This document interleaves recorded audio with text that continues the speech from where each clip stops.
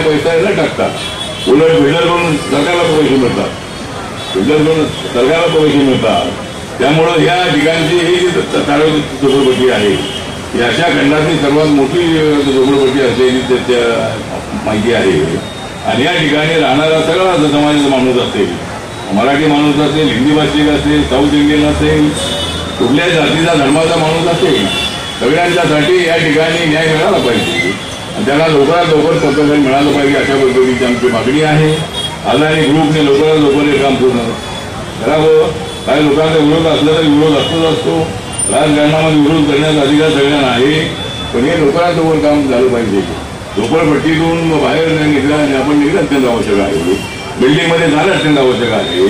आणि बिल्डिंगमध्ये जाताना अदानी ग्रुपकडे आमची मागणी आहे की आम्हाला बुद्धवारचं चांगलं कळालं पाहिजे. आमचं बुद्धवार आम्ही अजिबात हटवून देणार नाही.